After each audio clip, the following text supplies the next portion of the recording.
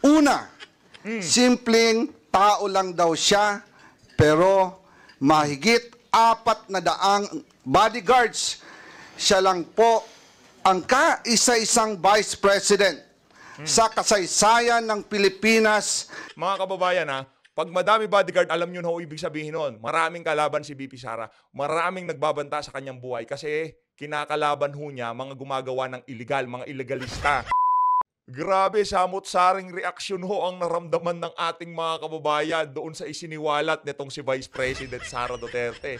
Yung iba nataranta, yung iba nagpanik, maging itong si Senyora, nagsalita na rin ho kaugnay dyan sa pag-iepal na yan ng mga congressman dyan sa House of Representatives. At hindi lang ho yung si Senyora ang bumanat, mga kababayan, pati itong si dating Brigadier General Orlando De Leon, pinuntahan pa ho ang mismong page nitong si Saldico. Naku po, Saldico, eto, hindi ka makakapag-libel dito. Sasagutin natin punto por punto itong post mo na to. Sabi kasi nitong si Ma'am Crisette, burado na to. Hindi pa daw siya burado. Hindi pa siya burado, kaya nakita pa natin. Kaya sasagutin ho natin punto por punto itong post na to nitong napakahusay na Eli Saldico. Ako Bicol Party List. Ako Bicol Party List. Na nga ba sinasabi natin? Huwag kasi kayo masyadong mag-epal. 816,000 vote lang palang nakuha nyo, tapos binabalahura nyo 32 million na Pilipino ang bumoto dyan. Mamaya, sasagutin ho natin itong post niya na to. Sa bagay, tignan nyo naman ho ang nag-react. Yung mga trolls hindi umubra Yung heart 2 dyan, puro trolls yan ng mga tambaluslos sa pamahalaan. Sabi siguro, sinusugod yung Facebook page ni Saldico, punta kayo dyan. I-heart nyo yung post niya. Mamaya ho mga kababayan, sasagutin ho natin punto por punto yung mga banat nitong si Saldico dyan sa post niya na yan. Pero bago ho natin umpisahan ang ating talakayan, grabe, bumanat pa ho pala itong mama kanina dyan sa hearing, dyan sa House of Representatives. Papanoorin din ho natin kung ano yung banat niya na yan. Isang like at isang subscribe lang ho. Sobrang saya na ho natin dito sa mga baguhan, sa mga naligaw lang ho sa PH Update. Kung nanonood kayo sa TV o kung saan pa man, paki-like ho at paki-subscribe na lang ho. Maraming salamat. At sa mga gustong sumali sa ating community, para kayo ho ang pinakaunang makakita sa ating mga reaction video, una ho kasi nating linalabas muna yung mga video natin sa mga member, tapos dun sa mga regular viewers natin. Ayun na nga mga kababayan, ano ho ba itong mga hanas dito kay Eli Saldico? Umpisaan ho muna natin dito kay Senyora. Imagine, ang pagkakaalam ho natin kay Senyora, umaano yan, sumasali sa politika yan. Pero pagkatapos na ho eleksyon, balik na ho sa normal yang si Senyora. Pero pagka ito ho, nangialam na ng ganyan, meron hong ibig sabihin yan. Ibig sabihin ho, pati yung mga ordinaryong Pilipino na mga kababayan natin na hindi naman ho talaga nakikialam sa politika, pero noong nagsalita itong si VP Sara, marami hong na-curious sa mga kababayan natin. Marami hong gustong makakilala kung sino nga ba itong si Eli Saldico. Ayan ho. Pinakilala ko na ho siya kanina. Siya ho, ako Bicol Party List Representative. Nakakuha ho ata sila ng 2 seats dyan sa House of Representatives. Nakakuha ho siya ng 816,000 votes noong 2022 national election. At ang binabanatan ho ng kanyang komite na pinamumunuan dyan sa House of Representatives, which is the Committee on Appropriation, itong ating Vice President Sara Duterte na nakakuha ho ng 32 million votes last 2022 national election. 816,000, winawalang yaho ang 32 million votes noong last election. Grabe, 'di ba? Nakakaano lang ho, nakakalungkot lang isipin kasi itong mga opisyal na to, hindi ho nila rinespeto yung tiwalang ibinigay ng sambayan ng Pilipino dito sa ali na to. Nang dahil sa politika, syempre, kung yan ang mga papipiliin, yung mga congressman dyan sa House of Representatives, kung sila papipiliin, malamang sa malamang executive secretary yang si Eli Saldico pagka naging presidente yang si Tambaluslos, di ba? Syempre, maging presidente yang si Tambaluslos sa 2028. Magiging executive secretary yan eh. Hindi naman pwedeng di niya gawing executive secretary. Pagka ginawa ho kayo ng head ng chairperson ng APRO, tigas ho kayo dyan. Hindi naman ho kayo gagawing APRO kung, di ba? Ganun lang ho yun mga kababayan. Ito ho ang banat nitong si Senyora. Maging itong si Senyora, medyo medyo nabahala ho dito sa post na 'to nitong si Elizalde ko. Ito, bago natin puntahan itong si Senyora, basahin ho muna natin itong post na 'to ni Elizalde ko, isa ho sa mga bataan nitong si Tambaloslos. Ito ho, mga kababayan. Ayan na, talagang makabagbag damdamin ho itong kanyang itong kanyang post na 'to. Karapatan at tungkulin ng Kongreso ang magsuri at magbusisi ng budget ng bawat ahensya ng gobyerno.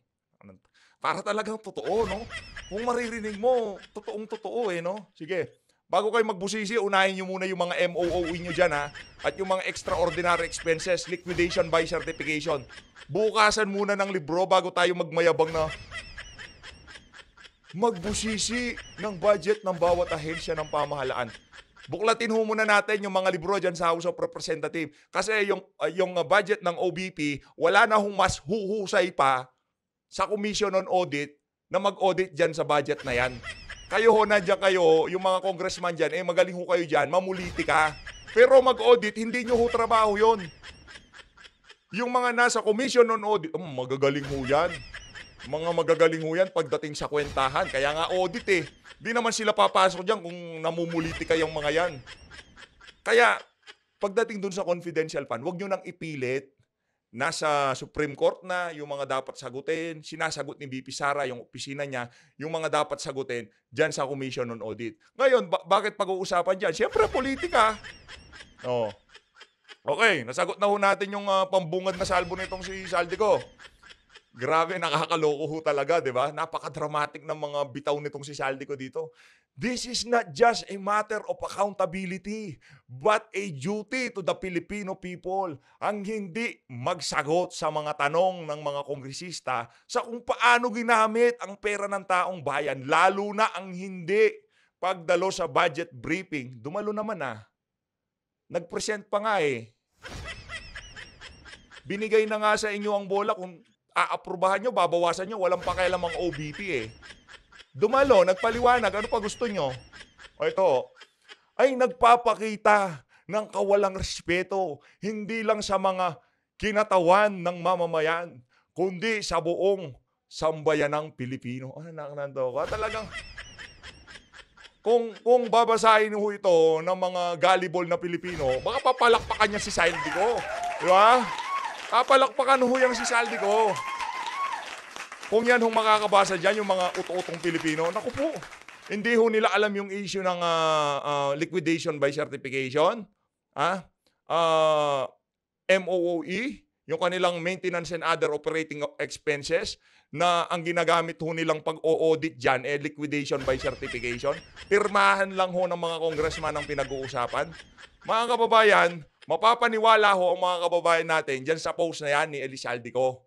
Walang libelan dito Saldi ko, walang libelan dito, binabasa ko lang post mo. Ngayon, kung ayaw mo merong mag-react sa post mo, edi wag kang mag-post. Eto pa ho mga kababayan, hindi namin ito ginagawa para sa amin o para kanino. Ay, sa bagay, para kay Tamba nga pala. Kundi sa bawat Pilipino umaasa na ang kaban ng bayan ay ginagamit ng tama. Ang galing, palakpakan. May nalalaman ka pang ginagamit ng tama, Sige, ginagamit ng tama. Mamaya ka, hindi ako babanat sa'yo, si Senyora babanat sa'yo. Respect for the process mean respect for the people we serve. We owe them transparency and accountability. Speaking of accountability, transparency, MOOE, magbukasan ng libro. Sige nga, yan, pagkahuusapang MOOE at liquidation by certification, nagbabahagan na yung mga yan.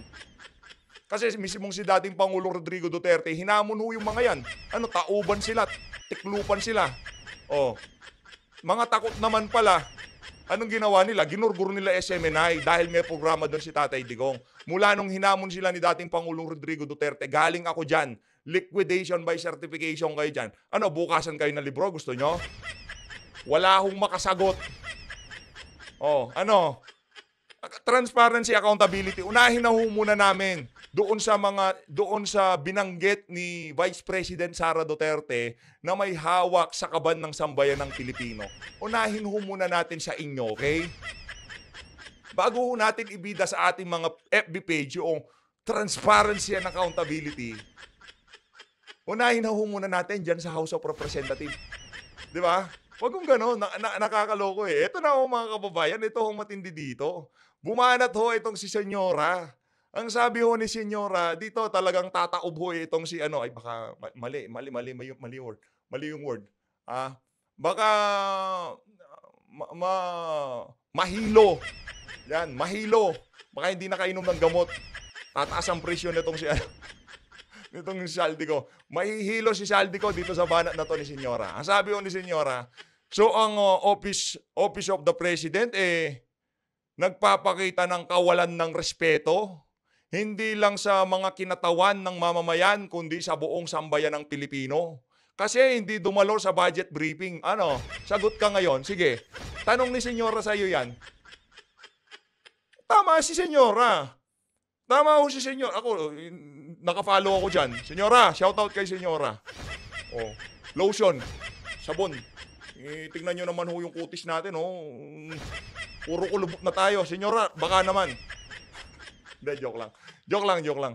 Diba? Kung ano yung timbangan na ginagamit nyo kay VP Sara, dalawa sa pinakamataas na pwesto, hindi nyo pwedeng sabihin, applicable lang yung timbangan na yan kay Marcos Jr. Diba? Kasi noong nag-move yung mga crocodile na terminate na yung kay Marcos Jr., nagtaasan sila ng kamay. Kahit na sumasabat pa itong mga makabayang black, diba? Okay lang ho sa kanila. Pero dito kay VP Sara, nag-move na itong si Kong Dante, nag-iiyakan ho sila. Idinaan pa sa boto. Siyempre, ma-overpower. 3 lang ata sila doon eh. Si Kong Dante, si Ungab, yung isang Tabachingching, at saka itong si Madam Gloria. Ma-overpower ho sila. Hindi ho talaga sila uubra pagdating sa bilang. Pero pagdating sa prinsipyo at paninindigan, wala na ho mas titindi pa sa mga yan. Ano ho yan? Si Kong Dante, marami hong bumilib dyan sa mama na yan.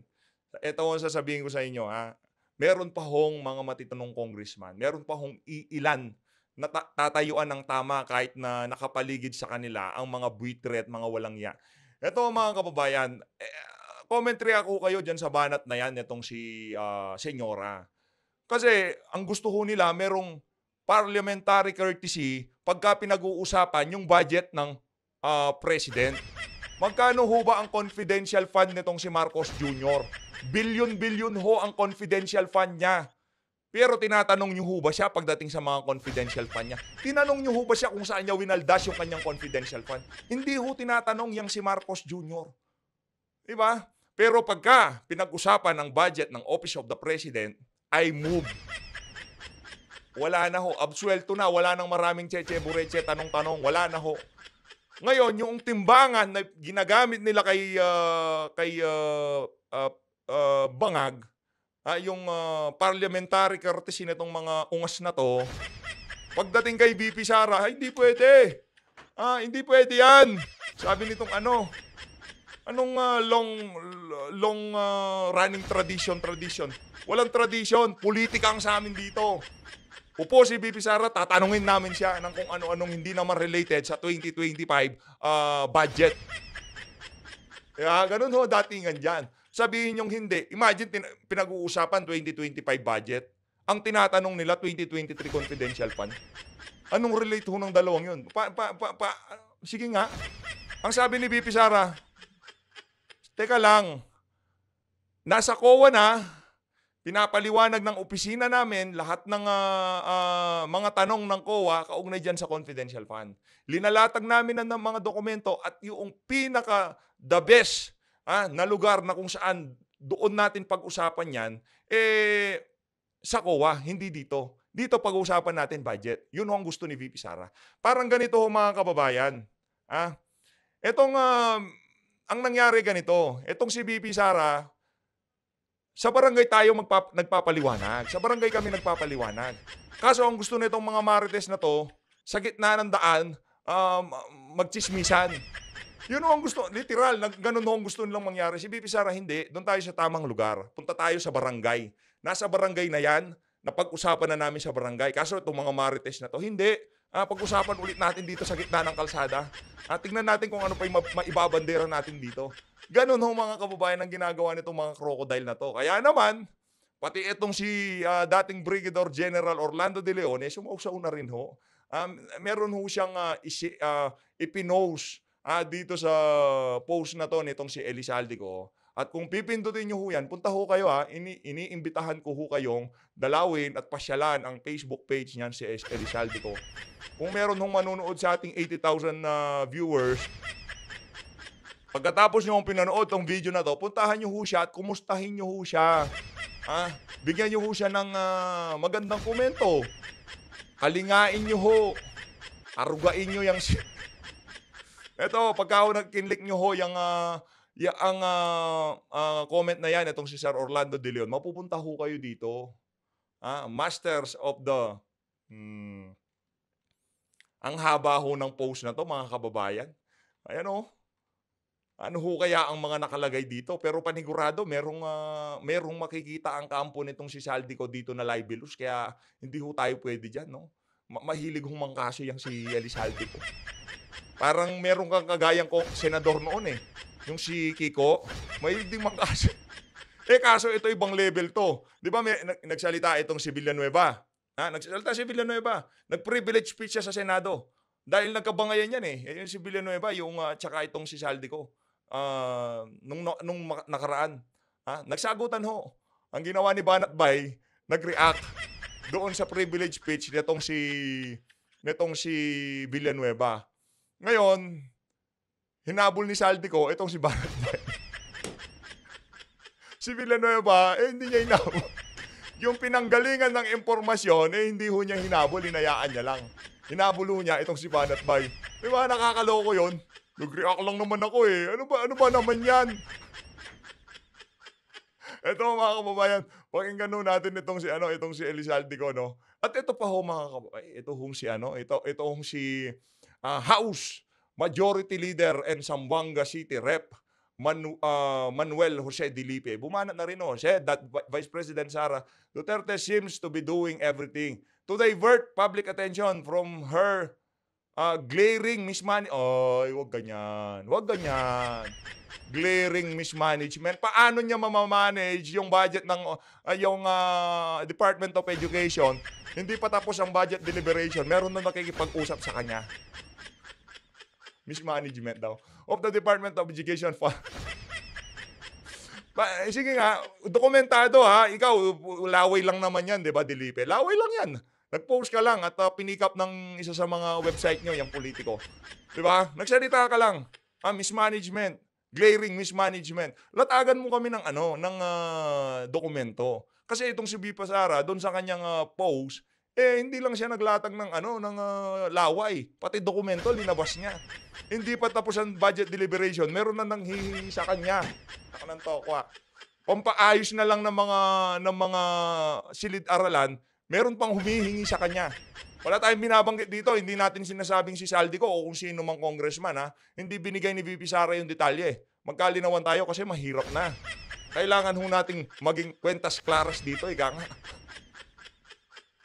Ito mga kababayan, pakinggan ho natin itong si Elizalde ko na katabi ang isa sa mga congressman na sa tingin natin, stress na stress. Appropriations Chair, ito. the Honorable Elizalde ko.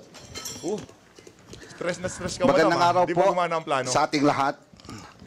Game. Nakita po natin kahapon ang part 1 ng video message ni Vice President Sara Duterte kung saan Relax ka lang, sir. Merong part 3, part 4, part 5, hanggang part 10,000 yan.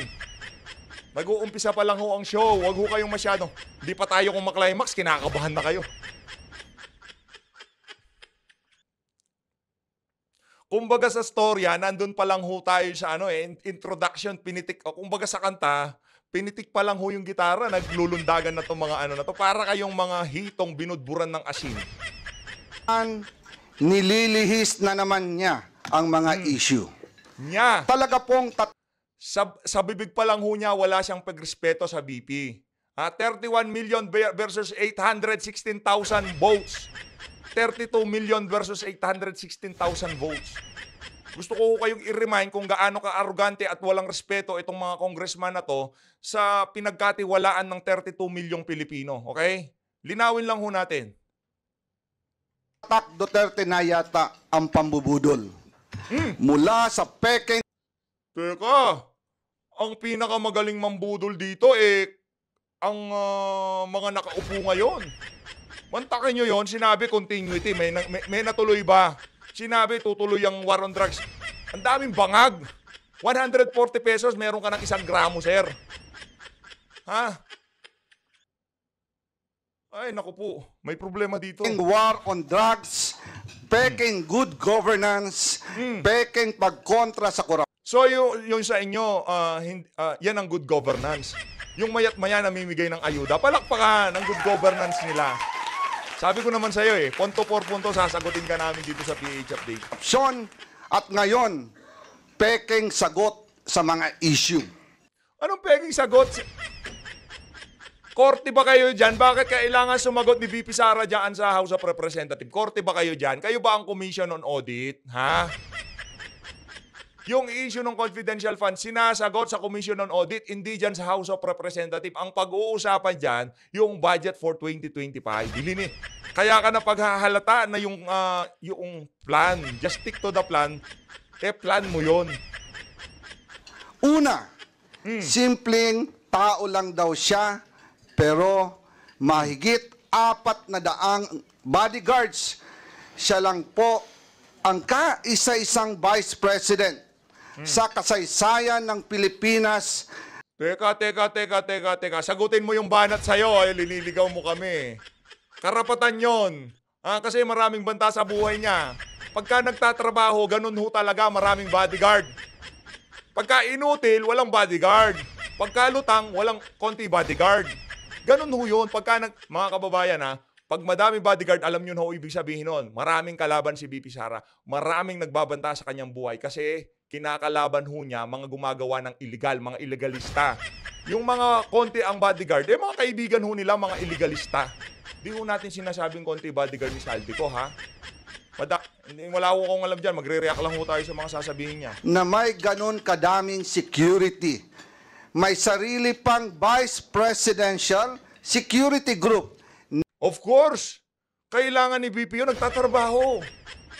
Di ba? Ang dami niyang kalaban, mga makakaliwa, mga durugista, lahat kalaban niya. Dami niyang kalaban.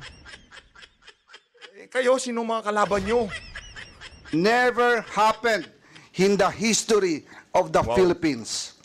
Nag-iisa nga Sino ba sa kasaysayan ng Pilipinas ang sa mga naging vice president ang nagkaroon ng pakinabang sa sambayan ng Pilipino? Pinaka-inutil si Noli de Castro. Pinakalutang si Leni Robredo. Si VP Sara lang ho nagtatrabaho kaya siya ang pinakamaraming bodyguard. Naku po, marami na namang matitrigger nito. Nasasagot natin ang mga banat nitong si Saldico. siyang humarap sa pagdinig ng Committee on Appropriations. Oh. Pero sangkaterba naman ang bodyguard sa labas ng conference room. Humiling pa ng pagkain para sa 100 gwardiya na dala-dala niya. Pati ba naman pagkain, di nyo naman pera ginagasta nyo dyan, makakwenta kayo para naman kayong, pagka nga merong zona, magkano ginastos nyo doon? Teka, baka magkamali tayo. Zona, 20 million ba ginastos? Teka lang noong nagsona yung si Bangag, ginastosan nyo ng 20 million. Si VP Sara, baka mineral water lang pinainom tapos isang sandwich, nagrereklamo kayo?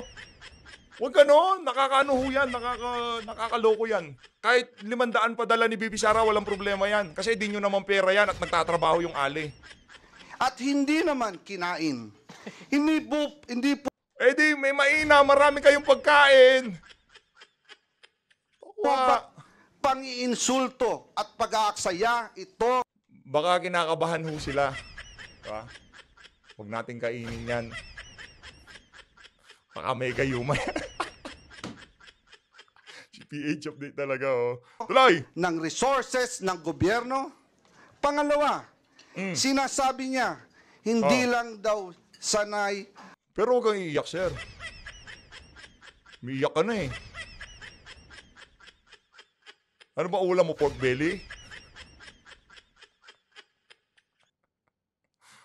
Walang iyakan. Ang ilang miyembro ng Kongreso na hindi makuha ang sagot na gusto nila. Kayo naman, maglulukuhan pa ba tayo dito? Yun naman talaga yun. Di naman talaga kayo sanay, yun ang totoo. Kahit sa anong hearing na nakikita natin dyan sa House, pagka hindi nakukuha ang gusto, dalawa lang ang kahahantungan yan, masisigawan o makokontempt. Kaso hindi siya pwedeng i-contempt. Sorry na lang. Karapatan at trabaho ng Kongreso ang pagbubusisi ng budget.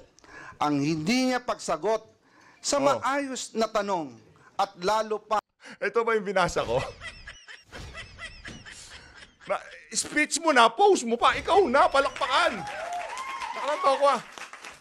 Speech mo na, post mo pa. Ayan o, ito yung binasa natin eh. Ayan o, ayan o. Oh. Sabayan kita, sir, gusto mo? Wag na. Speech mo na, post mo pa. Lang yan. Grabe naman. Ikaw na talaga, sir. ang hindi niya pagdalo sa hearing ngayon ay nagpapakita na kawalang respeto at paggalang sa mga kinatawan ng taong bayan. Wow. Hindi lang po kongresista ang winalanghiyan niya dito, kung hindi ang buong sambayanang Pilipinas. Winalangya. Paano kayo winalangya? Okay. Hindi natin maintindihan itong mga litanya nitong si Saldico. Winalangya. Paano winalangya?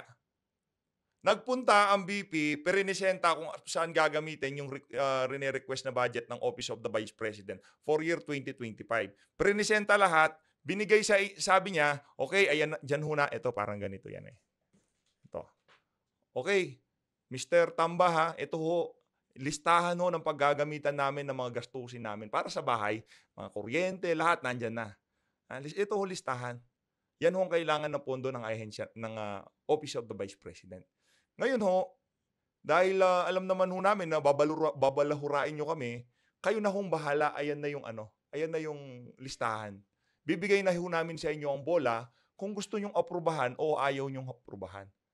Ganun ho ang gustong isinabi ni Vice President Sara Duterte. So, bakit nyo pa siya kailangan dyan? Ang tanong. Para aurahan nitong si, pangalan nitong si Kimbo. Diba? Nakakaloko ho sila. Sabi niya, sige, sir, kung gusto nyong tanggalin itong programa na to, kung gusto nyo akong zero budget, okay lang, walang problema. Ganon ang ibig sabihin nun kasi binibigay mo na sa kanila ang bola kung anong gusto nilang gawin dyan sa budget mo. Diba? Kaso ang gusto ko ng mga to, hindi, upo ka dyan. Huwag ganon. Usap tayo. Pag-usapan natin yung budget 2023. Alam niyo hanggang kailan yung budget ng 2023 na yan? Hanggang 2028 pa ho yan. Baka tapos na ho lahat ng eleksyon, pinag-uusapan pa rin yung 2023 budget na yan. Tinatakpan niya ang hindi pagsagot sa tanong sa pamamagitan. Alam ko walang masyadong nakapanood dito sa video na to ni Saldico eh. Kaya tayo ho ngayon dito sa PH Update, talagang ipapakita ho natin sa sambayan ng Pilipino kung ano nga ba ang napakalupit na talumpati nitong si Saldico dyan sa committee kaninang hapon. Ng pag-iinsulto sa mga kongresista na ginawa lang naman ng kanilang mga trabaho. Mga inutil pala kayo eh. Bakit di nyo gawin ang trabaho nyo dito kay Office of the President? Ba't ginagawa nyo lang ang trabaho nyo kay Vice President? Sige nga. Hindi nyo nga ginawa trabaho nyo kay Marcos Jr. eh. Kada buka ng bibig mo, sir, di ko mapigilan na hindi ka sagutin. Sa totoo lang. So, pagdating kay Marcos Jr., di kayo nagtatrabaho, ganon. Kasi hindi nyo naman siya tinanong kagaya ng pagtatanong nyo kay Vice President Sara Duterte. Mali. Gusto nila ang interbranch courtesy, pero siya mismo walang kortesiya. Teka lang, may kortesiya. Nagpunta siya dyan nung first briefing. Di ba? Nagpunta siya, may kortesiya. Kaso alam niya ng kahihinatnan ng hearing na yan, kaya hindi na siya dumalo. Sa Kongreso. Pangatlo, malinaw na pambubudol o panlilinlang sa mga Pilipino ang Gamay na gamay mo yung word na budol Gamay na gamay mo, sir, yung word na budol Yung talagang kabisado mong gamitin yung budol Parang meron akong naaamoy sa'yo Sasabi niyang kinikilala niya ang kapangyarihan ng Kongreso sa budget. Malinaw naman sa tao, live, sa TV at internet, kung ano ang kanyang asal. Talagang kuwang-kuha niya ho, no? Live, TV, internet, alam ho nila yung bilang ng kanilang mga ano eh. Live, TV, internet, ayos. Tuloy. Wala siyang sinagot ni isa man lang na tanong ng mga kongresista. Ano ba tanong? Tanong yung budget ng 2023. Nagpunta ang OBP para sa budget 2025. Eh, loko-loko pala kayo eh. Huwag kong ganun. Pag pinapunta nyo ang ahensya, kung ano yung scope ng pag-uusapan, yung 2025, kaya nyo siya pinapunta dahil sa inihingi nilang budget for 2025, stick lang ho tayo dun sa topic. Eh, hindi ko alam, no? Hindi ko alam kung masyadong delay ang mga utak nitong ibang mga congressman. Tapos na ang budget, nasa COA na ang sumasagot na sa COA, gusto pa nilang pag-usapan dyan sa House of Representatives. Unbelievable. Abogado pa naman siya, pero Wow. mukhang absent siya nung tinuro ang prinsipyo ng separation 32 million Pilipino, 816,000 vote. Hawak ho niya. Kaya sa tingin ho natin, kailangan ho talagang anuhin niyang, wala, yung House of Representatives. Wala ho. 32 million votes. Versus 816,000 votes. Yikes. of powers at Kongreso Correct nyo ako kung mali ako doon sa boto niya, ha? Yung boto ng party list nilang Shia Bicol. Hindi ako Bicol. Shia Bicol. bilang ko Mga taga Bicol, ha? Mga Bicolano, ha? Maraming bang Bicolanong viewer natin dito sa PH Update? Proud ho ba kayo dito sa ano nyo? Sa ano bang sektor na representa nito? Mga taga Bicol. Ako Bicol eh. Mga Bicolano, okay. Proud ho ba kayo, mga taga Bicolano? Mga Bicolano ho, proud ho kayo? equal, kapantay ng sangay ng gobyerno ng ehekutibo. Batay sa ating representative Kapantay pala, ba't di nyo pinapunta si Marcos Jr.? Kaya yamot na ako sa'yo, democracy, ha? ang mga kongresista ay binoto bilang kinatawan ng taong bayan. Kaya kapag ang isang kongresista ay nagtatanong sa paggamit ng budget, siya ay nagtatanong hindi lang bilang individual, kundi bilang kinatawan ng Pilipinong Napakahina naman sir ng gumawa ng speech mo, no? Sa totoo lang, medyo mahaba na ho itong mga kalokohan nitong si Saldico eh. Ayun na nga, dito na ho natatapusin ang ating reaction video. Meron ho ba kayo natutunan sa speech nitong si Saldico? Ako, meron naman ho akong natutunan. Ito ho ang natutunan ko. Yung timbangan na para sa presidente, hindi pwedeng gamitin sa timbangan para kay Vice President Sara Duterte. Yung tradisyon sa napakahabang panahon, applicable lang yon. Yung tradisyon sa napakahabang panahon na yung dalawa sa pinakamataas na opisyal sa pamahalaan na hindi na dapat tinatanong ng kung ano-ano at binabastos yun sa House of Representatives. Applicable na lang ho ngayon yung tradisyon na yan kay Marcos Jr. at hindi na sa Office of the Vice President. Yun ho, natutunan natin dito. At pagka kayo, hawak nyo yung committee na yan ng APRO. Ngayon, alam nyo na ho, yung APRO na yan, ha? Kung gaano kakapangyarihan yung APRO na yan. Okay? Ngayon, alam nyo na ho, mga kababayan. Walang pondong lulusot kung hindi pa lulusutin. Maraming salamat. Kung di nyo pa ako napanood itong video na to, mag-ingat ho kayong lahat. Maraming salamat sa pag-support sa PH Update. Click nyo na ho itong video na to. Mahalin natin Pilipinas.